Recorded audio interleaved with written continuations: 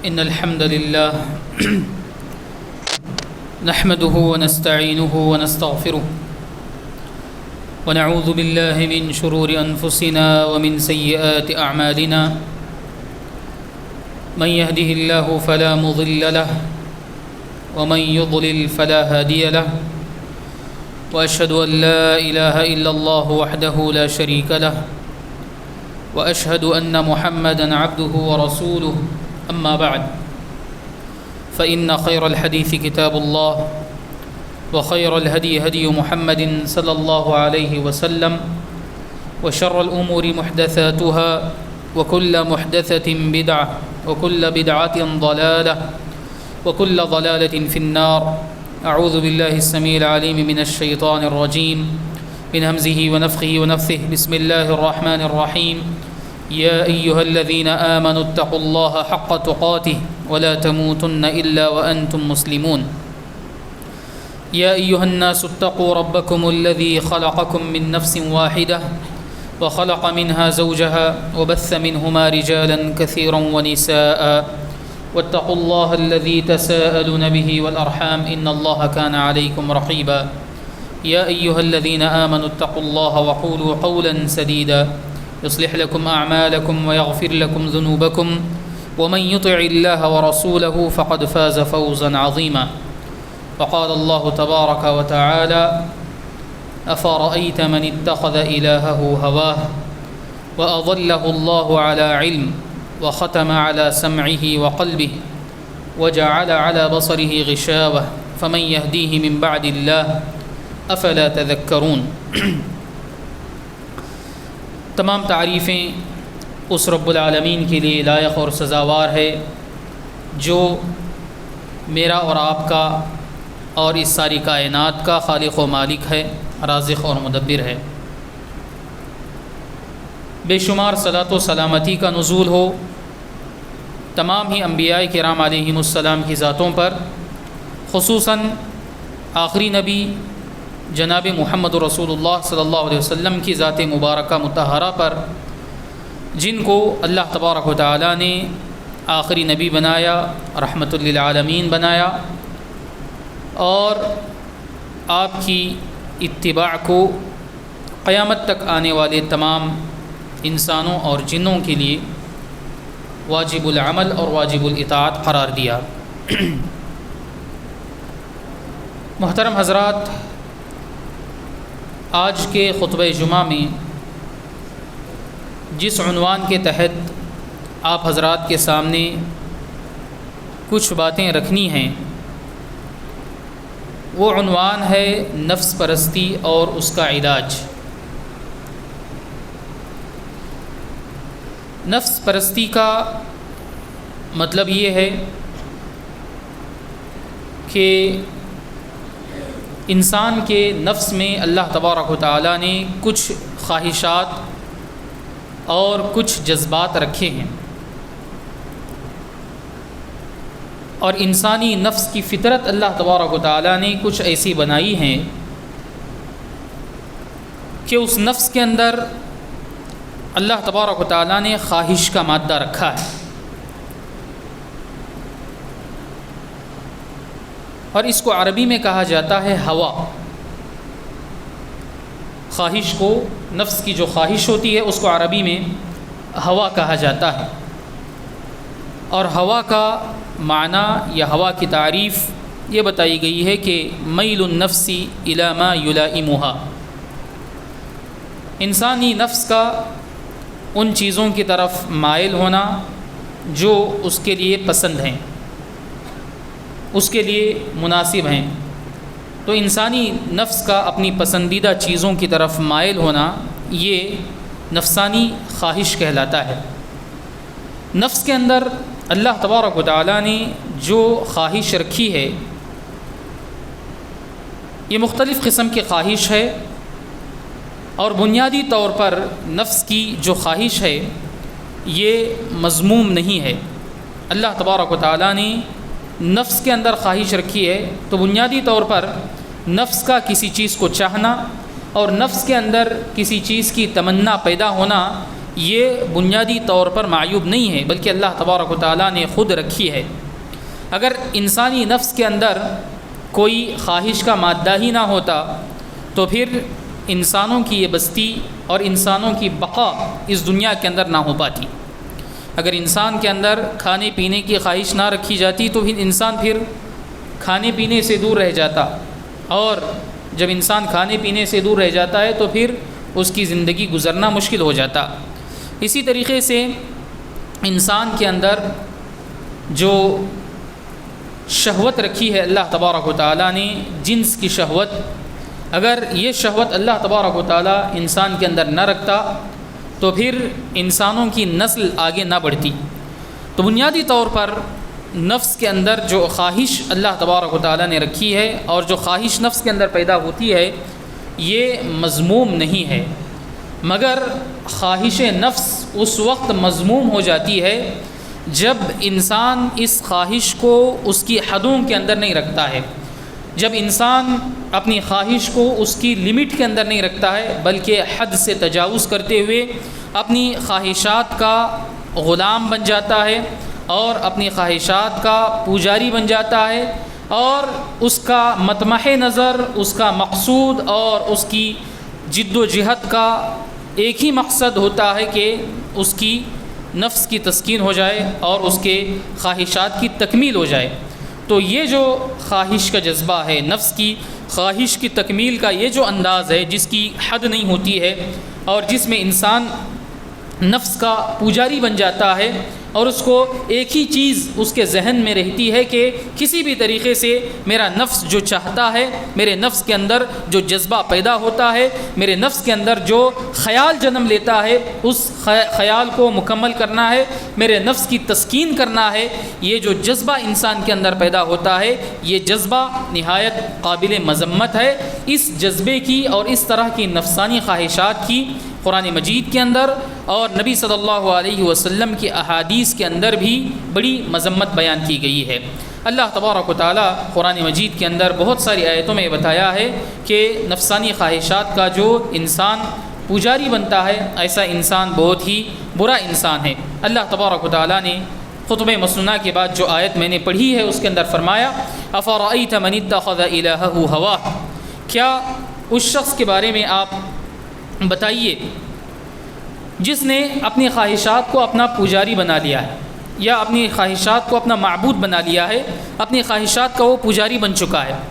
اپنی خواہشات کا پجاری بن چکا ہے یا اپنی خواہشات کو اپنا معبود بنا لیا ہے۔ اس کا مطلب یہ ہے کہ وہ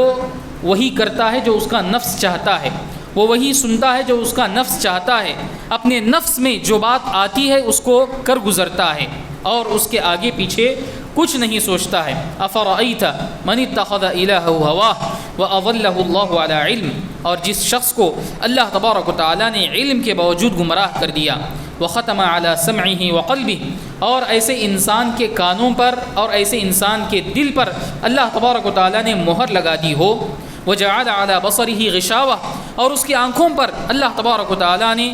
پردہ ڈال دیا ہو، ایسے انسان کو آپ ہدایت دینا چاہیں تو کیسے ہدایت دے سکتے ہیں؟ فمن یہدیہ من بعد اللہ، ایسے انسان کو اللہ تبارک و تعالیٰ کے بعد کون ہدایت سے آگاہ کر سکتا ہے؟ ایسے انسان کو کون ہدایت دے سکتا ہے؟ اور ایک اور مقام پر اللہ تبارک و تعالیٰ نے فرمایا ارأیت من اتخذ الہہ ہواہ، بھلا بتائیے کہ جس شخص نے اپنی خواہشات کو اپنا معبود اور اپنا الہ بنا لیا ہے، افانت تکون علیہ وکیلا، کیا آپ اس کے ذمہ دار بنائے گئے ہیں؟ کیا آپ اس کے ذمہ دار بنیں گے اس شخص کے جو ہمیشہ یہی سوچتا ہے، جس کے ذہن و دماغ میں صرف نفس پرستی ہے اور نفسانی خواہشات کی تکمیل ہے؟ تو ان دو آیتوں کے اندر اللہ تبارک و تعالیٰ نے ایسے انسان کی مذمت بیان کی ہے جو صرف اپنے نفس کی سنتا ہے، خیر و شر کی تمیز کیے بغیر، اچھے اور برے کی تفریق کیے بغیر نفس جو چاہتا ہے اس کو کر گزرتا ہے اور نفسانی خواہشات کی تکمیل میں لگا رہتا ہے، چاہے اس کے لیے کچھ بھی کرنا پڑے، چاہے اس کے لیے اللہ کی نافرمانی کرنا پڑے، رسول کی نافرمانی کرنا پڑے، کچھ بھی کرنا پڑے۔ ایسے انسان کی ان دو آیتوں کے اندر مذمت بیان کی گئی ہے۔ اور جو انسان نفسانی خواہشات کا پجاری بن جاتا ہے، ایسا انسان ضلالت و گمراہی کا شکار ہو جاتا ہے۔ جو انسان اپنے نفس کو لگام نہیں لگاتا ہے، اپنے نفس کو کنٹرول میں نہیں رکھتا ہے، ایسا انسان گمراہی کا شکار ہو جائے گا، ایسا انسان ضلالت کا شکار ہو جائے گا، اور ایسے انسان کے حق میں گمراہی آئے گی۔ اللہ تبارک و تعالیٰ نے فرمایا وَلَا تَتَّبِعِ الْهَوَىٰ فَيُضِلَّكَ عَنْ سَبِيلِ اللَّهِ، آپ اپنے خواہشات کی پیروی نہ کرو، ورنہ یہ خواہشات کی پیروی یہ ایسی چیز ہے جو اللہ تبارک و تعالیٰ کے راستے سے تم کو گمراہ کر دیتی ہے، تم کو پھیر دیتی ہے۔ تو انسان خواہشات نفسانی کی پیروی کرنے میں لگ جاتا ہے تو ایسا انسان پھر گمراہ ہو جاتا ہے، گمراہی اس کا مقدر بن جاتی ہے، راہ راست سے دور ہو جاتا ہے، سچائی اور اچھائی کے راستے سے ایسا انسان کوسوں دور چلا جاتا ہے۔ اور جو انسان نفسانی خواہشات کا پیروکار بن جاتا ہے اور اس کا پجاری بن جاتا ہے، ایسے انسان کے ذہن و دماغ پر، ایسے انسان کے دل و دماغ پر اچھائی کی بات، نصیحت کی بات، خیر کی بات کوئی اثر نہیں کرتی۔ اللہ تبارک و تعالیٰ نے فرمایا فَإِن لَّمْ يَسْتَجِيبُوا لَكَ فَاعْلَمْ أَنَّمَا يَتَّبِعُونَ أَهْوَاءَهُمْ، اے نبی اگر یہ لوگ آپ کی باتوں پر ایمان نہیں لاتے ہیں، آپ کی باتوں پر لبیک نہیں کہتے ہیں اور آپ کی باتوں کا جواب نہیں دیتے ہیں، تو سمجھ لیجئے کہ یہ اپنی خواہشات کی پیروی میں لگے ہوئے ہیں۔ فَإِنَّمَا يَتَّبِعُونَ أَهْوَاءَهُمْ وَمَنْ أَضَلُّ مِمَّنِ اتَّبَعَ هَوَاهُ بِغَيْرِ هُدًى مِّنَ اللَّهِ، آگے فرمایا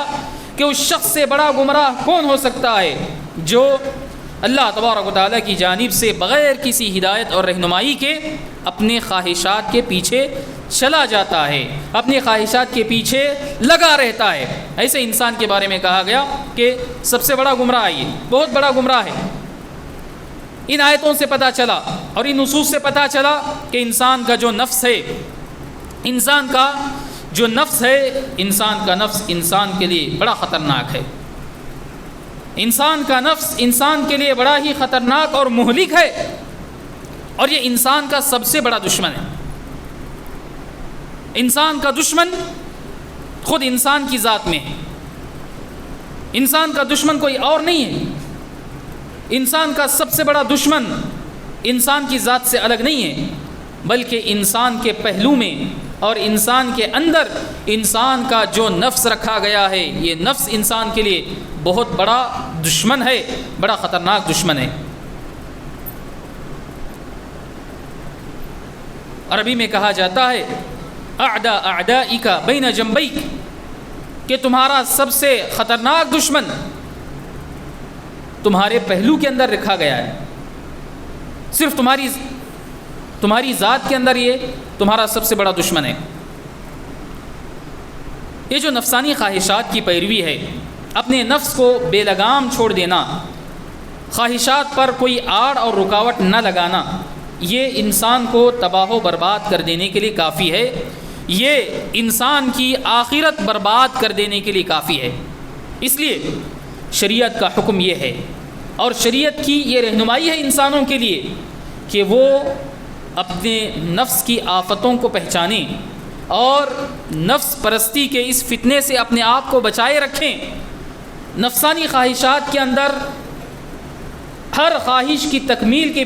پیچھے انسان نہ لگ جائے، بلکہ اپنے آپ کو، اپنے نفس کو، اپنی خواہشات کو، اپنے جذبات اور اپنی تمناؤں کو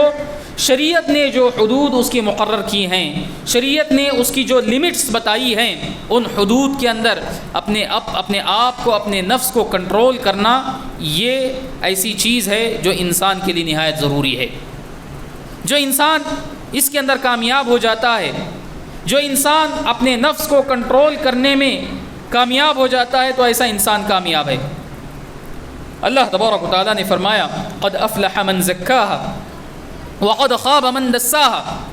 حقیقت میں وہ انسان کامیاب ہو گیا جس نے اپنے نفس کا تزکیہ کیا، اپنے نفس کو پاک و صاف کیا، اپنے نفس کا محاسبہ کیا، اور وہ انسان ناکام ہو گیا، وہ انسان نامراد ہو گیا جس نے اپنے نفس کو برباد کر دیا، اپنے نفس کو اپنی حالت پر چھوڑ دیا۔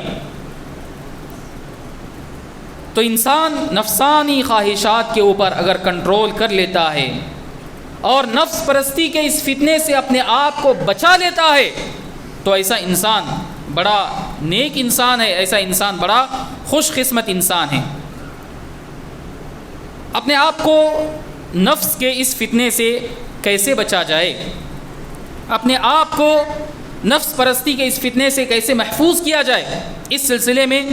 شریعت نے ہمیں بہت ساری تعلیمات دی ہیں، بہت ساری ہدایات دی ہیں اور بہت ساری گائیڈ لائنز ہمارے لیے شریعت کے اندر بتائی گئی ہیں۔ اگر انسان ان چیزوں کو اپنے ذہن و دماغ میں ہمیشہ تازہ رکھے گا تو انسان نفس پرستی کے اس فتنے سے محفوظ رہ پائے گا۔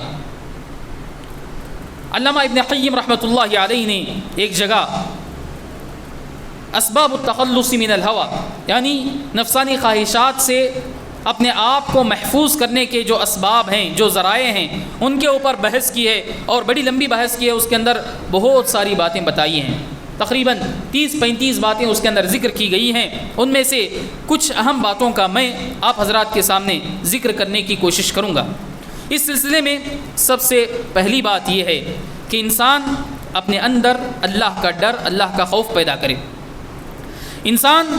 اپنے اندر اللہ کا ڈر، اللہ کا خوف اور اللہ کی خشیت پیدا کرے۔ انسان اپنے ذہن و دماغ میں ہمیشہ اس بات کو تازہ رکھے اور یاد رکھے کہ اسے اللہ تبارک و تعالیٰ کے سامنے حاضر ہونا ہے، اللہ کے سامنے اس کو جواب دینا ہے۔ اللہ کے سامنے اس دنیا کے اندر انسان جو کچھ کرتا ہے، اچھائی یا برائی، خیر یا شر، انسان دن رات کی 24 گھنٹوں کے اندر انسان کا وقت جہاں کہیں گزر رہا ہے، ان تمام چیزوں کے بارے میں انسان کو اللہ کے سامنے کھڑے ہو کر کے جواب دینا ہے۔ یہ احساس، اللہ تبارک و تعالیٰ کے سامنے کھڑے ہونے کا احساس، اللہ تبارک و تعالیٰ کے سامنے کھڑے ہونے کے احساس سے انسان کا ڈر جانا، یہ اللہ کا خوف ہے۔ یہ اللہ کا خوف انسان کے اندر پیدا ہوتا ہے تو پھر انسان اپنے نفس کا پجاری نہیں بنتا ہے، انسان اپنے نفسانی خواہشات کے پیچھے دوڑتا ہوا نہیں چلا جاتا ہے۔ اللہ تبارک و تعالیٰ سورہ نازعات کے اندر ارشاد فرماتا ہے وَأَمَّا مَنْ خَافَ مَقَامَ رَبِّهِ وَنَهَى النَّفْسَ عَنِ الْهَوَى فَإِنَّ الْجَنَّةَ هِيَ الْمَأْوَى، کہ جو آدمی اپنے رب کے سامنے، اپنے رب کے حضور کھڑے ہونے سے ڈرتا ہے اور اپنے نفس کو کنٹرول میں رکھتا ہے، اپنے نفس کو لگام لگاتا ہے، ایسے انسان کا انجام بتایا گیا فَإِنَّ الْجَنَّةَ هِيَ الْمَأْوَى، کہ ایسے انسان کا ٹھکانہ، ایسے انسان کا انجام اللہ تبارک و تعالیٰ کی جنت ہے۔ جنت کی ضمانت دی گئی، جنت کی خوشخبری دی گئی دو کام کرنے والوں کے لیے، ایک اللہ تبارک و تعالیٰ کے سامنے کھڑے ہونے سے ڈرنے والوں کے لیے، اور جو انسان اللہ کے سامنے کھڑے ہونے سے ڈرتا ہے تو اس کے نتیجے میں یہ ہوتا ہے کہ انسان اپنے نفسانی خواہشات سے اپنے آپ کو روک لیتا ہے، جو ناجائز خواہشات ہیں، جو غلط جذبات ہیں، ان سے اپنے آپ کو روکتا ہے۔ تو جب یہ دو کام کرتا ہے انسان تو اس کا بدلہ بتایا گیا کہ فَإِنَّ الْجَنَّةَ هِيَ الْمَأْوَى، ایسے انسان کے لیے جنت ہے۔ تو اللہ کے سامنے کھڑے ہونے کا احساس، اللہ کا ڈر اور خوف، یہ انسان کو نفسانی خواہشات سے بچاتا ہے۔ اس سلسلے میں دوسری اہم تعلیم یہ ہے کہ انسان اپنے آپ کو اس بات کا عادی بنائے، انسان اپنے اندر اس بات کی عادت ڈالے کہ اپنے نفس کی ہر بات ماننے کے لیے انسان تیار نہ ہو، اور انسان اس احساس کے ساتھ جیے، انسان اس احساس کے ساتھ زندگی گزارے کہ اس کا نفس دشمن ہے، اس کا نفس اس کا دشمن ہے، اور نفس ہمیشہ اس کو خیر کی طرف نہیں بلاتا ہے، نفس اس کو ہمیشہ اچھائی کی طرف نہیں بلاتا ہے۔ انسان اپنے آپ کو اس بات کا عادی بنائے، انسان اس بات کی عادت ڈالے کہ اپنے نفس کی مخالفت کرے۔ اگر نفس اس کا غلط چیزوں کی طرف بلاتا ہے، غلط جذبات کی طرف بلاتا ہے، ناجائز چیزوں کی طرف اس کا نفس اسے ابھارتا ہے، تو انسان کو چاہیے کہ وہ اپنے نفس کی مخالفت کرے، اپنے نفس سے لڑے، اور اپنے نفس سے لڑ کر اپنے نفس کو زیر کرنے میں کامیاب ہو جائے۔ تو انسان اپنے آپ کو اس بات کا عادی بنائے کہ اپنے نفس کو کیا کرے، وہ اپنے نفس کو کنٹرول میں رکھے، اپنے نفس کی مخالفت کرے، ہمیشہ اپنے نفس کی بات نہ مانے۔ اسی کو شریعت کے اندر صبر کہا گیا. صبر انسان کی کامیابی کے لیے بہت ضروری ہے. اللہ تبارک و تعالیٰ نے فرمایا وَلَمَنْ صَبَرَ وَغَفَرَ إِنَّ ذَلِكَ لَمِنْ عَزْمِ الْأُمُورِ. جو انسان صبر و تحمل سے کام لیتا ہے اور لوگوں کو معاف کر دیتا ہے تو یہ تو عزیمت والے کاموں کے اندر ہے. یہ تو بڑی عزیمت والا کام ہے, یہ تو بہت بڑا کام ہے. اور سورہ عصر جو قرآن مجید کی مختصر سی صورت ہے, اور اس کے اندر اللہ تبارک و تعالیٰ نے کامیابی کا راستہ بتایا ہے. اس صورت کے اندر اللہ تبارک و تعالیٰ نے نقصان سے بچنے کا راز بتایا ہے. اس کے اندر بھی صبر کا ذکر کیا گیا. إِلَّا الَّذِينَ آمَنُوا وَعَمِلُوا الصَّالِحَاتِ وَتَوَاصَوْا بِالْحَقِّ وَتَوَاصَوْا بِالصَّبْرِ. جو لوگ ایمان لاتے ہیں, نیک عمل کرتے ہیں, آپس میں حق بات کی تلقین اور وصیت کرتے ہیں, اور آپس میں صبر کی وصیت کرتے ہیں. یہ جو صبر ہے, صبر شریعت کے ہر مسئلے کے اندر صبر بہت ضروری ہے. نیکی کرنے کے لیے صبر ضروری ہے, گناہوں سے بچنے کے لیے صبر ضروری ہے. اور انسان پر اللہ تبارک و تعالیٰ کی جانب سے کوئی پریشانی آ گئی, کوئی مصیبت آ گئی,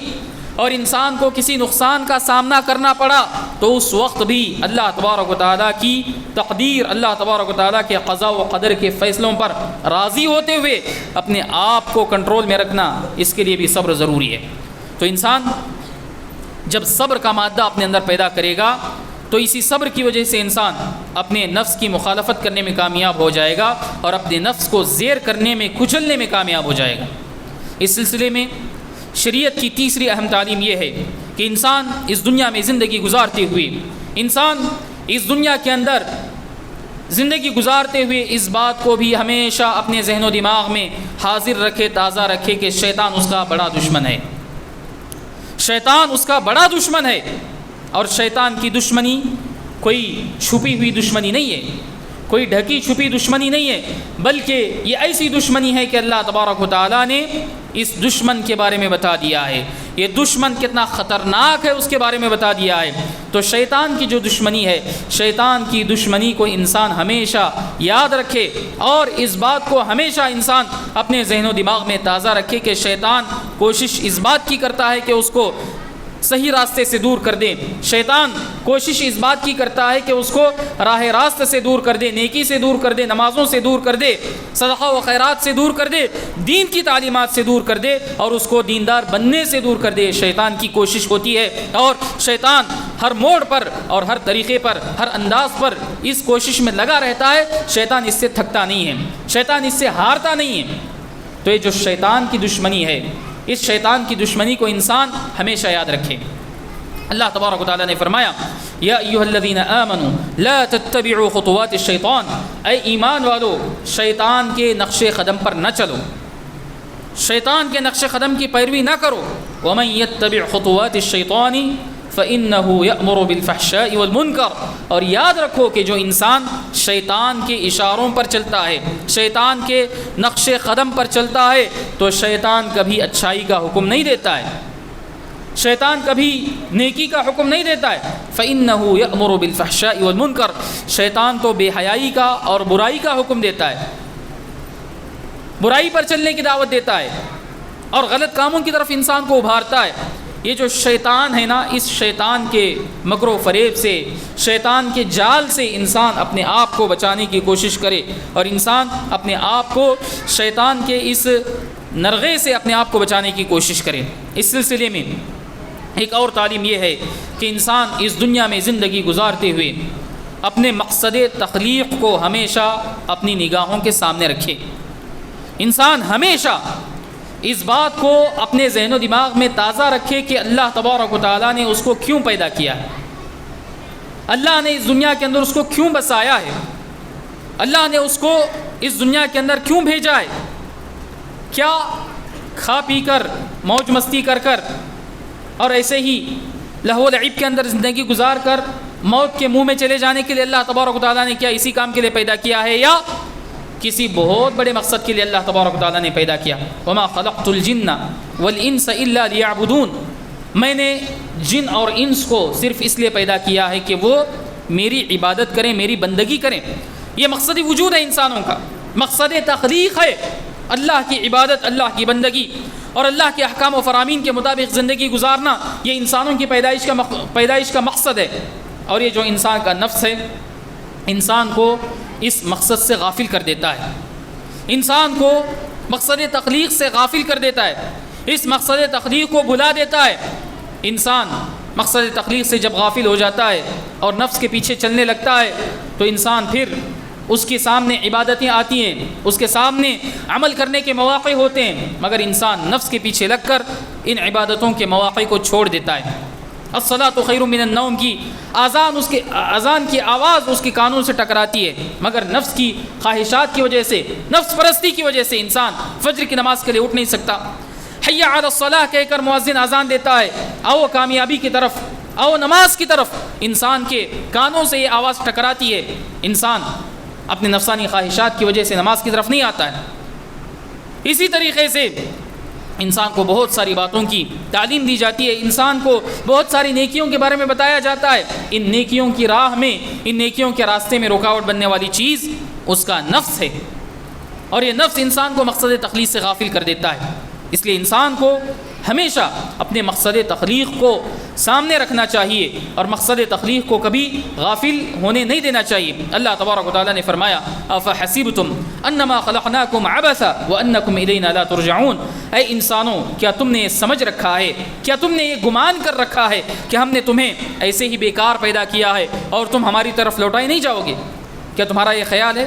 کیا تمہاری یہ سوچ ہے؟ اگر یہ سوچ ہے تو یہ تمہاری سوچ صحیح نہیں ہے۔ اللہ تبارک و تعالیٰ نے انسان کو بے مقصد نہیں بنایا ہے، اللہ تبارک و تعالیٰ نے انسان کو بیکار نہیں پیدا کیا ہے، اللہ تبارک و تعالیٰ نے انسان کو بہت بڑے مقصد کے لیے پیدا کیا ہے، اور اسی مقصد کے لیے انسان کو اس زندگی کے اندر، اس دنیا کے اندر جینا ہے۔ اسی طریقے سے اس سلسلے میں انسان کو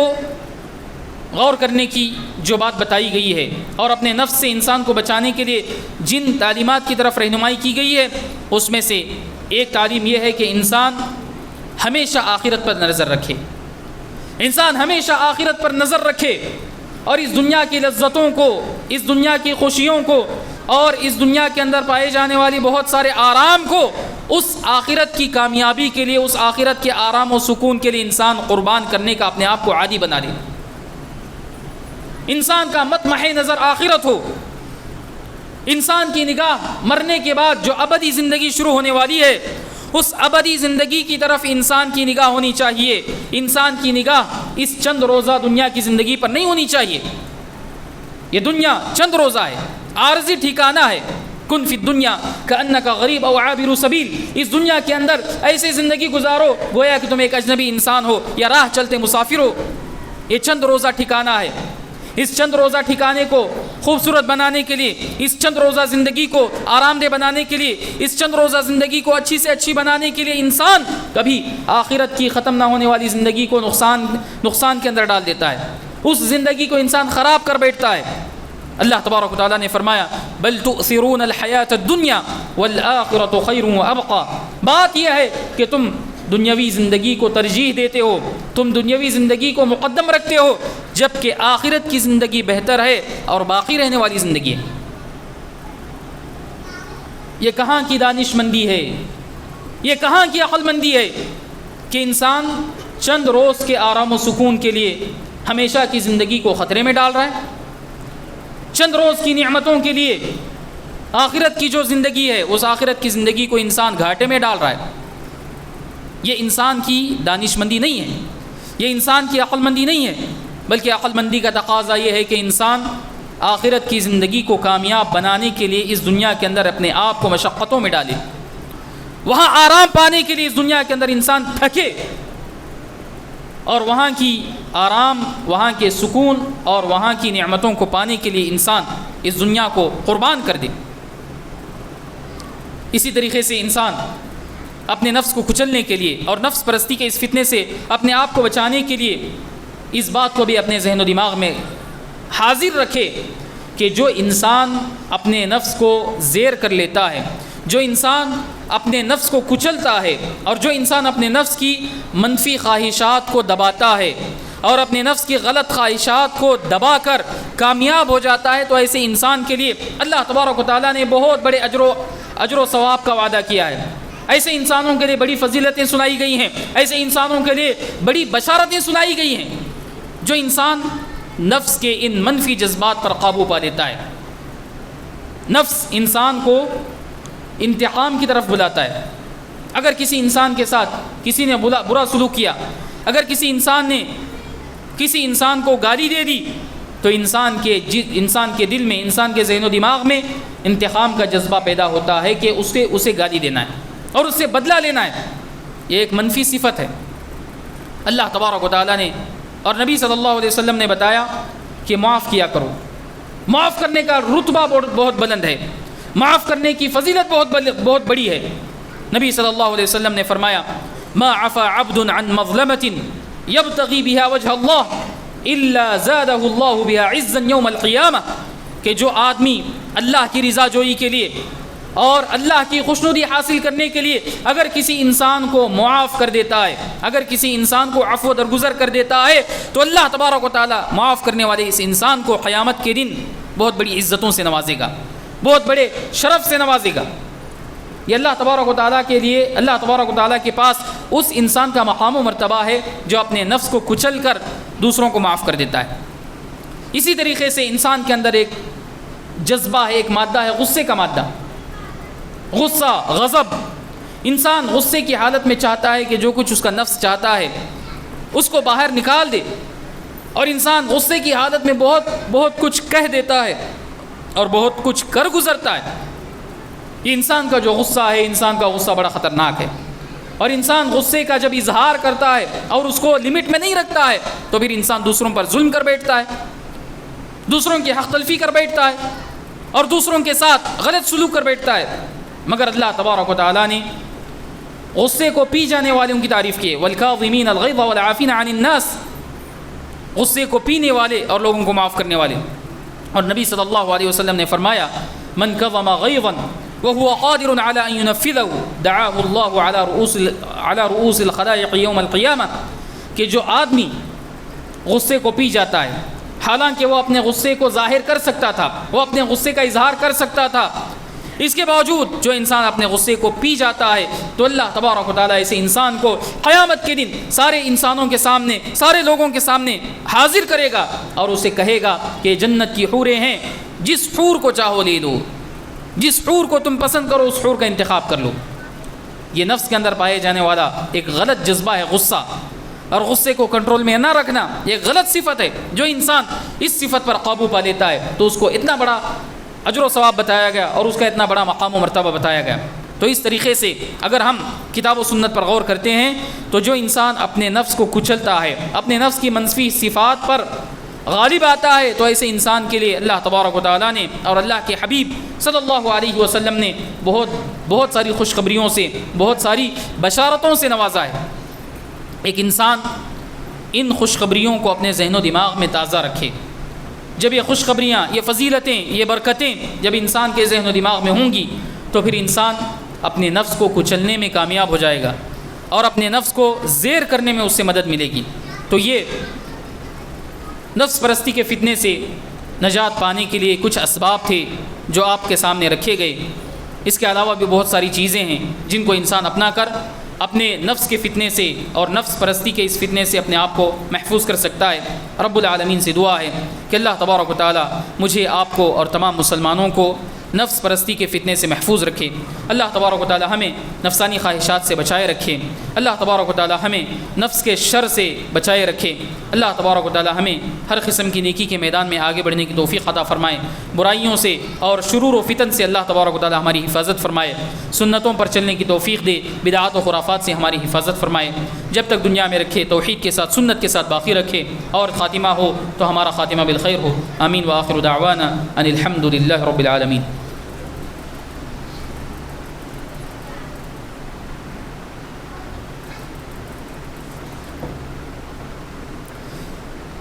إن الحمد لله نحمده ونستعينه ونستغفره ونعوذ بالله من شرور أنفسنا ومن سيئات أعمالنا، من يهده الله فلا مضل له ومن يضلل فلا هادي له، وأشهد أن لا إله إلا الله وحده لا شريك له، وأشهد أن محمدا عبده ورسوله، أما بعد فأعوذ بالله من الشيطان الرجيم بسم الله الرحمن الرحيم إن الله وملائكته يصلون على النبي يا أيها الذين آمنوا صلوا عليه وسلموا تسليما اللهم صل على محمد وعلى آل محمد كما صليت على إبراهيم وعلى آل إبراهيم إنك حميد مجيد وبارك على محمد وعلى آل محمد كما باركت على إبراهيم وعلى آل إبراهيم إنك حميد مجيد اللهم انصر من نصر دين محمد صلى الله عليه وسلم واجعلنا منهم واخذل من خذل دين محمد صلى الله عليه وسلم ولا تجعلنا منهم آمين. عباد الله رحمني ورحمكم الله إن الله يأمر بالعدل والإحسان وإيتاء ذي القربى وينهى عن الفحشاء والمنكر والبغي يعظكم لعلكم تذكرون اذكروا الله يذكركم ودعوه يستجب لكم ولذكر الله أكبر والله يعلم ما تصنعون.